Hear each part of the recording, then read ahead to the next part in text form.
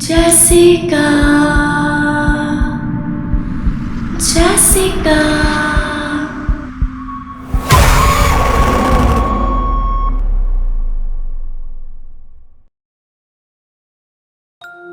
Jessica कई सालों बाद अपने पुराने घर आती है, जहाँ पर उसकी माँ के साथ बचपन की कई यादें थी। वो अपने हाथों में फूल उठाए आहिस्ता आहिस्ता घर की तरफ बढ़ती है। वो जब उस घर को देखती है तो उससे अपने बचपन की कई यादें ताज़ा हो जाती हैं। Happy mother's day mom. मुझे उम्मीद है आपको ये फूल पसंद आएंगे। वो एक गहरी सांस लेती है और दरवाजे को खोलती है। वो दरवाज़ा एक आवाज़ के साथ खुलता है। वो घर के अंदर अपना एक कदम रखती है और वो उस घर के चारों तरफ देखती है। घर के अंदर के हिस्से में काफ़ी अंधेरा था, जहाँ हर तरफ मकड़ी के जाले और धूल मिट्टी थी। जेसिका के कदमों की आवाज़ पूरे घर में गूंज रही थी। वो जब सीढ़ियों के करीब आई, अचानक उसे एक मध्यम आवाज़ सुनाई दी जो उसे पुकार रही थी। जेसिका, जेसिका, हे जेसिका। वहाँ कौन है? मेरे पास आओ मेरी बेटी। जेसिका हैरानगी के साथ उस आवाज़ के पीछे चल पड़ी। जैसे ही वो एक कमरे के पास पहुंची, उसे दरवाजे के दूसरी तरफ से एक दफ़ा फिर पुकारने की आवाज़ सुनाई दी। इस तरफ जेसिका। वो दरवाज़ा खोलकर कमरे के अंदर एंटर हुई। कमरे में हर तरफ अंधेरा था, लेकिन कोने से हल्की हल्की रोशनी आती दिखाई दे रही थी। मॉम, क्या ये आप हैं? हाँ, ये मैं हूँ। मॉम, आप जिंदा हो? जेसिका उस औरत को देखकर बहुत ज़्यादा घबरा जाती है, क्योंकि वो जानती थी कि उसकी मदर की डेथ काफ़ी साल पहले हो चुकी है। जैसे ही वो वापस जाने लगती है, वो औरत कुर्सी से खड़ी होकर उसके पास आती है। जेसिका को उसके बचपन की बातें बताती है, ताकि उसे वो ये यकीन दिला सके कि वही उसकी माँ थी। वो दोनों वहाँ बातें करना शुरू हो जाते हैं। बातों बातों में जेसिका महसूस करती है कि उस कमरे का टेम्परेचर एकदम ठंडा हो रहा था, और अचानक जेसिका की नज़र उसकी माँ पर पड़ी, जो कि आहिस्ता आहिस्ता एक खौफनाक क्रीचर में बदल रही थी। जेसिका ये जान चुकी थी कि वो उसकी माँ नहीं बल्कि एक खौफनाक क्रीचर था। वो अपनी जान बचाने के लिए उस कमरे से भागती है। वो एक कमरे से दूसरे कमरे में जाती है और बाहर जाने का रास्ता तलाश करती है, लेकिन वो बार बार इसमें नाकाम हो रही थी, क्योंकि वो क्रीचर उसके पीछे ही था। जेसिका जान चुकी थी कि वो इस घर में फंस गई है। वो जल्दी से जाकर सोफे के पीछे छुप जाती है। Jessica, Jessica.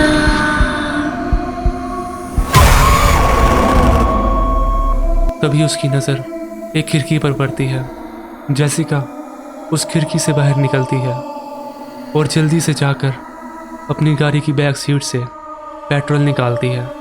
जेसिका उस पेट्रोल को घर पे फेंक ही रही थी कि वो क्रीचर अचानक उसकी माँ के रूप में विंडो की उस तरफ था और उसे इमोशनल ब्लैकमेल करने की कोशिश करने लगा।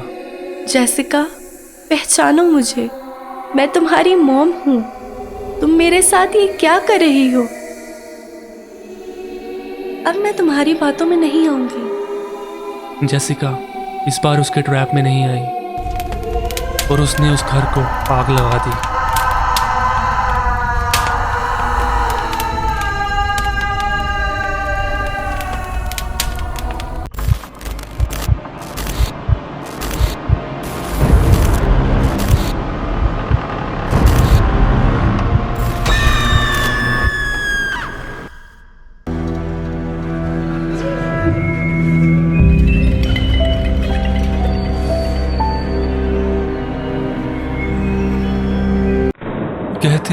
कुछ हॉस्पिटल्स अगर खाली भी हो तो वो खाली नहीं होते।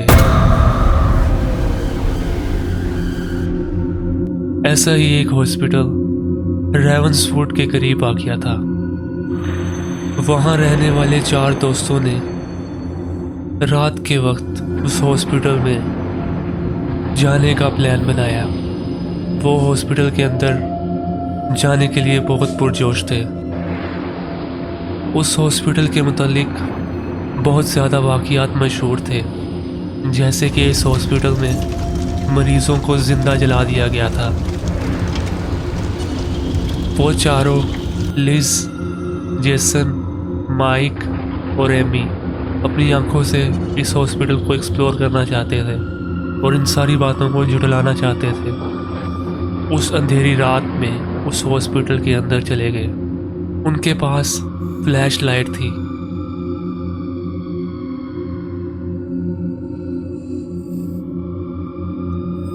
वाह, ये जगह तो मेरी इमेजिन से भी बेहतर है। I don't know guys, but ये जगह मुझे खौफनाक लग रही है। ओ चलो लिज, ये सिर्फ एक पुराना हॉस्पिटल है, यहाँ पे इससे बुरा भी क्या हो सकता है। वो चारों हॉस्पिटल को एक्सप्लोर करने के लिए अलग अलग हो गए। जब वो हॉल में पहुंचे तो उनके साथ अजीबोगरीब चीजें होना शुरू हो गई।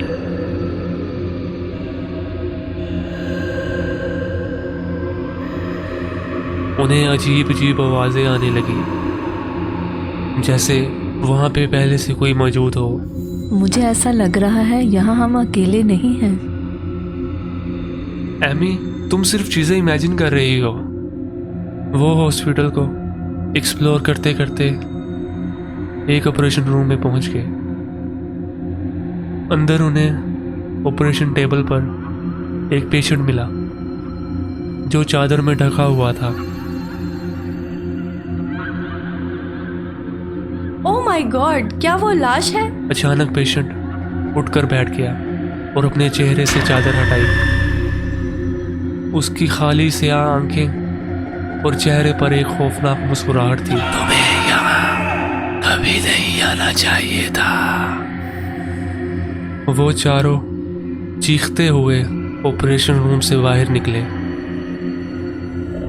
वो उस हॉस्पिटल से बाहर निकलने की कोशिश करने लगे, लेकिन वहाँ के सारे दरवाजे लॉक थे। उन्हें जल्दी ये एहसास हो गया कि वो वहाँ फंस गए हैं और मरीज उनके पीछे था।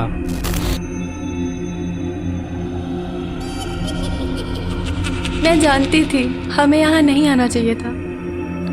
वो भागते भागते एक पुरानी लिफ्ट के पास आते हैं और वो रास्ता तलाश करने की उम्मीद में उस लिफ्ट में बैठ जाते हैं, लेकिन वो लिफ्ट उन्हें नीचे तय खाने में ले जाती है। वो उस लिफ्ट से बाहर निकलते हैं और ख़ुद को एक पुराने तय खाने में पाते हैं। वहाँ उन्हें अजीबोगरीब आवाज़ें आ रही थी और वो अपनी आंखों के सामने शैडोज़ को हरकत करते हुए देख रहे थे। अचानक से वो पेशेंट उनके सामने आ जाता है। तुम इस हॉस्पिटल से जिंदा वापस नहीं जा सकते।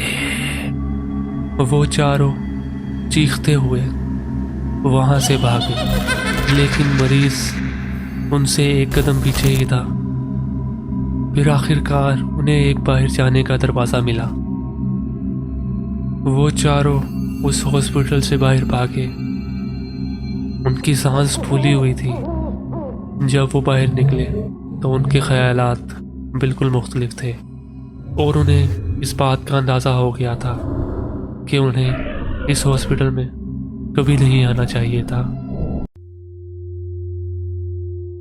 एक लड़का देर रात तक अपने ऑफिस में काम करता था। कभी कभी उसे अपने काम में वक्त का पता ही नहीं चलता था। एक रात ऐसा ही कुछ हुआ कि ऑफिस के काम में उसे वक्त का पता ही नहीं चला और जब उसने वक्त देखा तो काफ़ी देर हो गई थी। आज तो मैं काफ़ी लेट हो गया हूँ, बाकी का काम कल कर लूँगा। ये कहकर वो अपने घर के लिए रेडी होता है। अमूमन वो अपने घर के लिए एक ही रास्ते से जाता था, लेकिन उस दिन वो रोड ब्लॉक था और वो ये देखकर बहुत परेशान होता है फिर वो एक दूसरे रोड से जाता है जो कि बहुत ज़्यादा सुनसान था। और उस दिन वो रोड एक अजीब सी क्रीपी वाइब्स दे रहा था। लेकिन हमजा एक लंबी सांस भर के उस रोड पर चल पड़ा। जैसे ही वो कुछ आगे जाता है तो उसकी गाड़ी खराब हो जाती है। ओ यार, अब ये क्या मुसीबत है, ये कहकर वो गाड़ी से बाहर निकला। अब मैं क्या करूं, यहां तो दूर दूर तक कोई नजर भी नहीं आ रहा। फिर अचानक उसे एक लड़की के रोने की आवाज आई।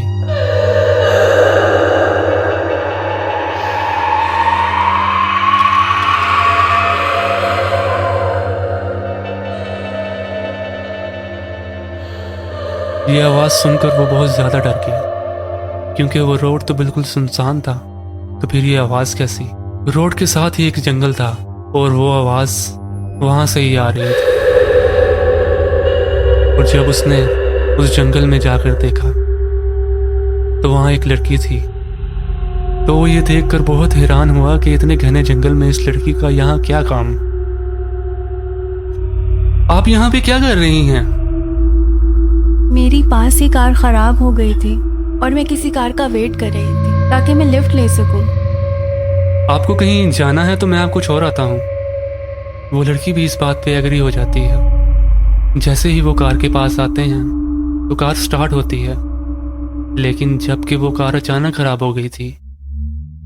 वो ये देखकर बहुत खौफजदा होता है। वो दोनों कार में बैठते हैं और कुछ आगे जाते ही हैं कि हमजा रेडियो ऑन करता है, क्योंकि वो लड़की को ये शो नहीं करना चाह रहा कि वो डर रहा था।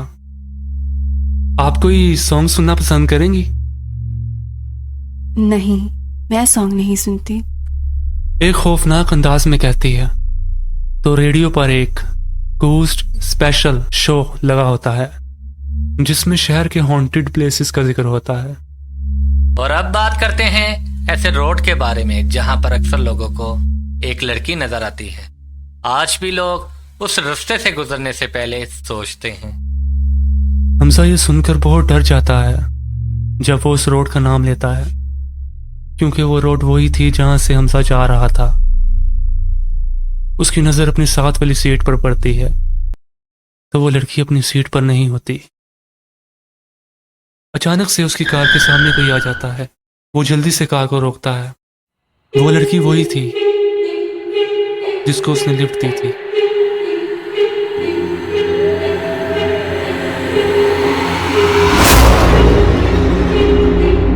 कहते हैं आज भी वो अपने अगले शिकार का इंतजार कर रही है।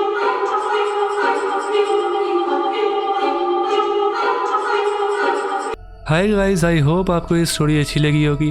अगर अच्छी लगी है तो वीडियो को लाइक कर दें और मेरी नेक्स्ट वीडियो सबसे पहले देखने के लिए इस चैनल को सब्सक्राइब कर दें और बेल आइकन को ऑल पे प्रेस कर दें ताकि मेरी नेक्स्ट वीडियो आप तक सबसे पहले पहुंच सके। तो मिलते हैं आपसे अगली वीडियो में। तब तक के लिए अपना बहुत सारा ख्याल रखिएगा।